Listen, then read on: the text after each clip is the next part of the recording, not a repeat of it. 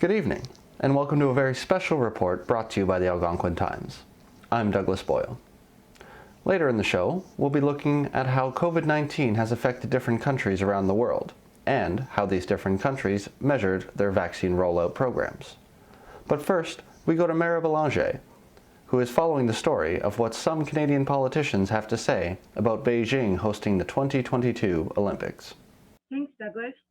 Opposition leaders are calling to move the 2022 Beijing Olympics following ongoing reports of human rights abuses by the Chinese Communist Party against Uyghur Muslims in Xinjiang and the organization The Police State in Hong Kong.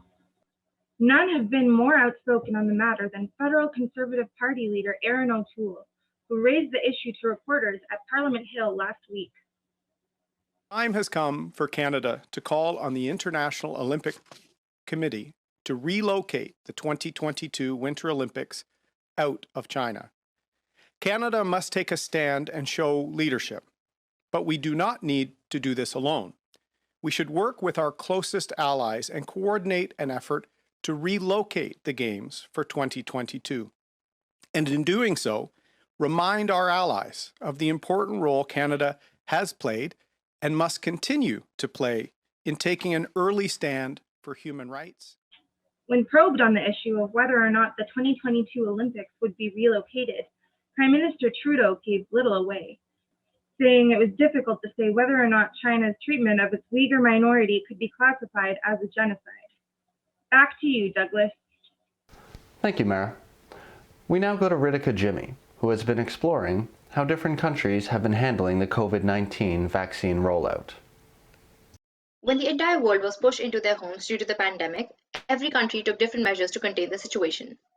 Although the COVID-19 outbreak has been contained to a safer level in many countries, there are still a lot of areas that face problem implementing safety rules and hence are still in the red and orange zone. With each nation in different zones and facing different magnitudes of repercussion, it was vital to discover the vaccination. Now that we have a vaccination in our hand, the current dilemma is to successfully distribute the vaccine around the world. With some countries having early access to the vaccines and some not being able to procure the same, the United Nations has come together to strengthen the belief of equity and find out a way to distribute the vaccination. The world urgently needs a global vaccination plan to bring together all those with required power, scientific expertise, and production and financial capacities. The United Kingdom Foreign Minister Dominic Raab hosted the UN session on Wednesday, 17th February. We have to work to secure access to vaccines around the world, including in the hardest to reach places, including places of conflict and other types of insecurity. And at present, we know that more than 160 million people worldwide are at risk of being excluded from vaccinations because of instability and conflict. Thank you, Ritika. To everyone watching at home and on the internet, thank you very much for joining us this evening for this very special report. For the Algonquin Times, I'm Douglas Boyle.